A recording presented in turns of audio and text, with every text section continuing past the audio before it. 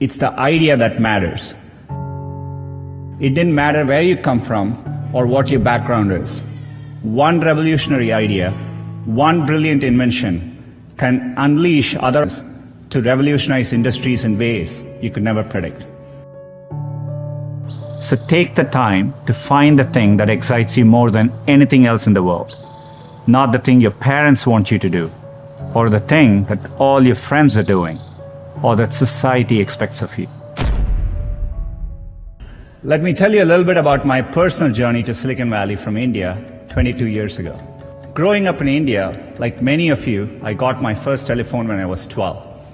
In my case, it turned out to be a rotary phone, so it wasn't that great for selfies, but I still loved to call my friends, play with it, and sometimes take it apart. That telephone cemented my fascination with technology. I remember in my parents' house in Chennai reading about the invention of the transistor at Bell Labs. Of course, that initial invention helped found what became known as Silicon Valley, and out of that came companies like Fairchild Semiconductor and Intel and all the computers and software that we all use today. You can draw a direct line from that invention to the technology that powers your Twitter feed or your WeChat messages today. I remember reading about that and thinking, it's the idea that matters. It didn't matter where you come from or what your background is. One revolutionary idea, one brilliant invention can unleash other entrepreneurs to revolutionize industries in ways you could never predict. In India, another early and insightful decision was to create the Indian Institutes of Technology.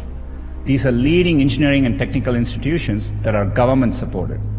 I still vividly remember as a teenager jumping onto a crowded train at Chennai and traveling for 24 hours to attend my school at IIT Kharagpur. And that opportunity changed the course of my life. These institutions, over many decades, have played a huge role in creating generations of skilled entrepreneurs in India. The people who built the transistor in many ways enable the entrepreneurs who are using incredible processing power to analyze data and diagnose cancer. In the same way, the invention of smartphones and GPS has enabled other companies to build apps that revolutionize the way we travel around cities. That's why I came here. I had a deep desire to be part of this exchange of ideas, this community of entrepreneurs. And coming to the global hub where this was all happening, I felt welcomed and embraced. People didn't care where it is in our DNA. Google was founded here at Stanford, and the company's first home was in a garage just a couple miles from here. Like many of you in the audience, our founders were two young people with a vision of a better future, a better way, and they decided to follow their dreams. We now live on our own campus down the road and in dozens of countries, but the spirit continues. In fact, our most popular products, almost all big ideas that small entrepreneurial teams dreamed up and made happen. Gmail started with one person's passion to reinvent email. Today, it has over 1 billion monthly active users. Our browser Chrome, a small team's obsession to bring a faster, more secure web to everyone, now has over 1 billion monthly active users. Cardboard, our virtual reality viewer, two engineers in our Paris office had an idea of what's possible with a piece of cardboard and a phone. Now more than 5 million viewers are taking people to new worlds. Using Cardboard, teachers can take their classes on virtual field trips from the Great Barrier Reef to Machu Picchu. First Lady Michelle Obama made this part of her Reach Higher Education initiative. More than 1 million students from 11 countries have gone on virtual field trips. And today, we are making Cardboard available to LGBTQ centers around the world, so people who cannot physically attend Pride parades and festivals this weekend can still have the Pride experience.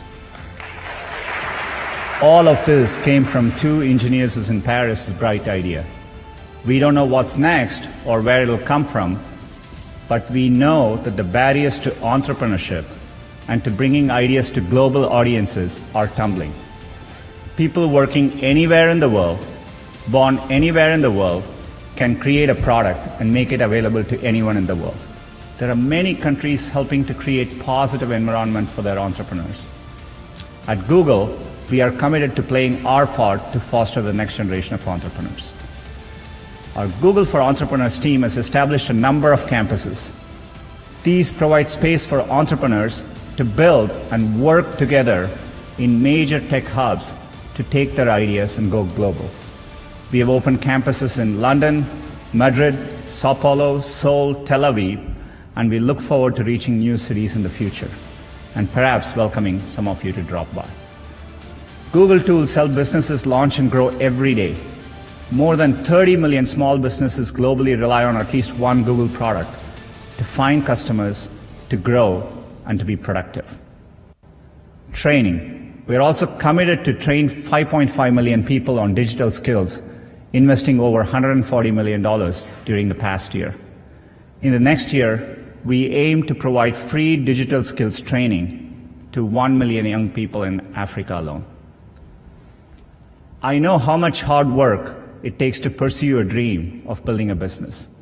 The long hours, anything, anywhere. Be impatient. It took me a while to realize that the internet would be the single best way to make technology accessible to more people. And as soon as I did, I changed course and decided to pursue my dreams at Google. So, a big part of what I focus on at any given time is making sure we are innovating and building products for the future. So we are thinking about, things like virtual reality or augmented reality. So these are all new areas, but we've always had a very ambitious mission. We wanted to organize the world's information and make it universally accessible. We feel like we are in early days of that mission. And, so for us, the journey is just getting started. And I just want to make sure the next 30 years, we are still able to work on problems which really work for people on a day-to-day basis. Hopefully, at that point, serve all of humanity in a profound way. So that's where I want to be. It is a core part of at least what drew me to Google. I think the chance that we could work on products which would one day, reach everyone in the world. I didn't have access to computing growing up, and once I got access to it, it changed my life. And so I've always been interested in. This is why we work on affordable Android smartphones or Chromebooks, and being able to reach everyone, I think it's a foundational part of what we do.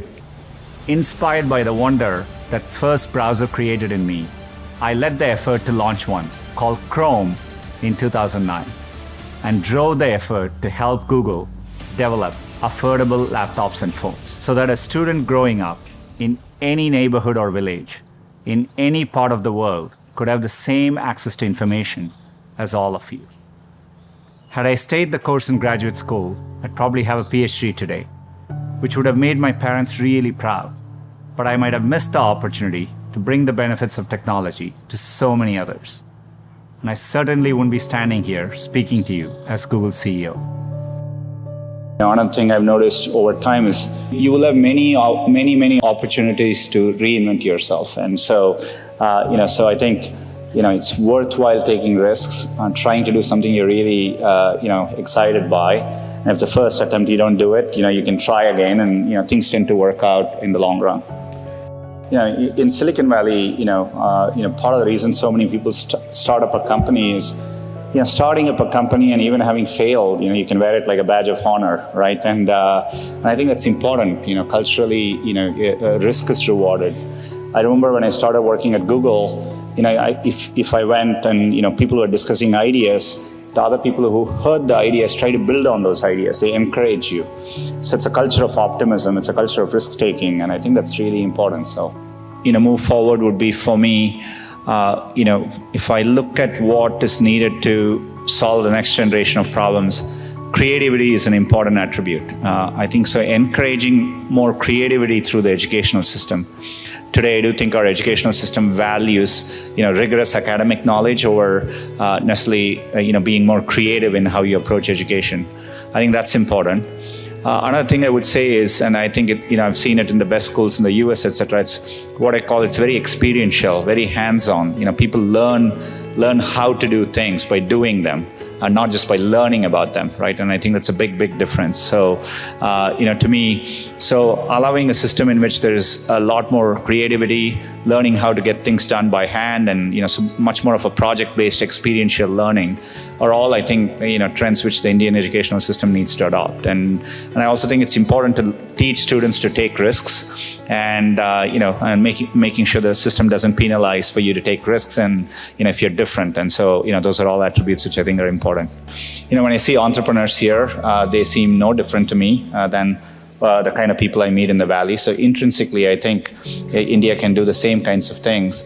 And as the internet becomes more mainstream, people feel more confident. You have a much larger domestic market to tackle. That'll give you the confidence to tackle not just a local market, but global problems as well. So I think we're very well positioned. I mean, the one good thing about India is I think, there's always been, whenever in India I used to walk around and go to some remote corner and find a tea stall, I always felt there is an entrepreneur there somewhere who saw that opportunity. So I think that streak has always existed. But I do think this generation, to your earlier point, I think is less, afraid to take risks and follow a conformist path, which is good. You always, if you feel very comfortable in what you're doing, I don't think you're pushing yourself enough. And so I think you always want to strive to be in environments where you feel the people around you are a little bit better than you are. There are definitely at times, I've worked with amazing people at Google. I've been in a room where I felt, look, these people are better than me at what they're doing. And when you work with really good people, what you just described is it's a natural feeling to have.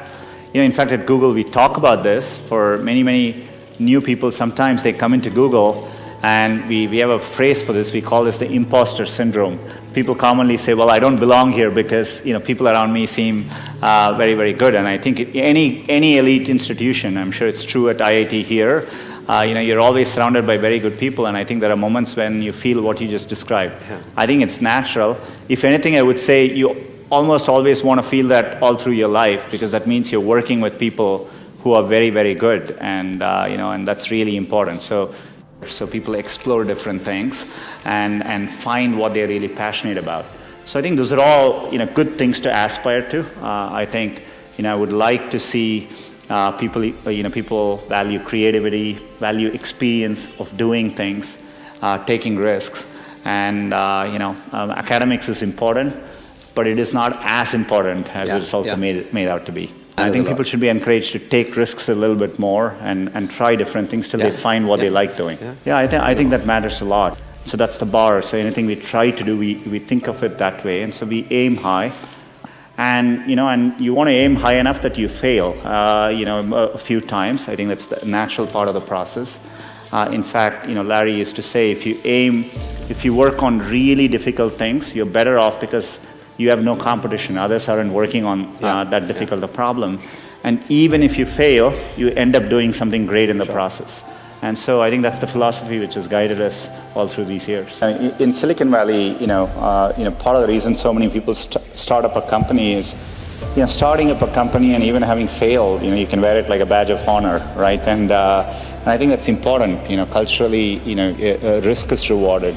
So it's a culture of optimism, it's a culture of risk-taking, and I think that's really important. So I think part of the problem is in India, the potential is there and the market is developing. I think it'll take a few more years for it to fully realize the potential.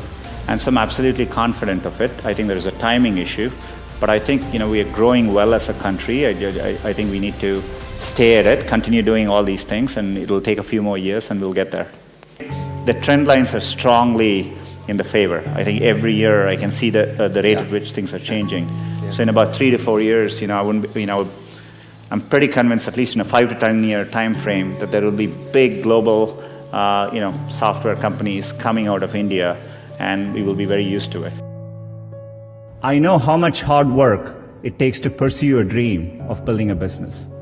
The long hours, time away from family, the rejection, the ideas are brilliant that just don't seem to catch on. I'm absolutely convinced that India will be a global player in the digital economy, and it'll be competitive with any country in the world.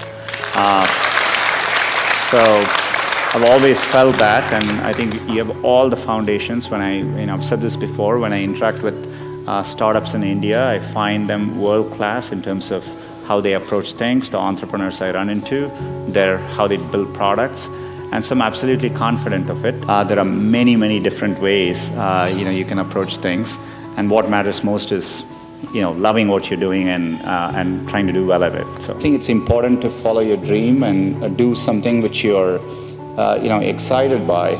So I think if you follow your heart and do what you like, you will always do much better. And so I don't think it matters that you're an engineer or you're in science, or it could be in any field. We're all looking to you. The world is counting on you, and we can't wait to see what you build next. I know you're getting a lot of advice today.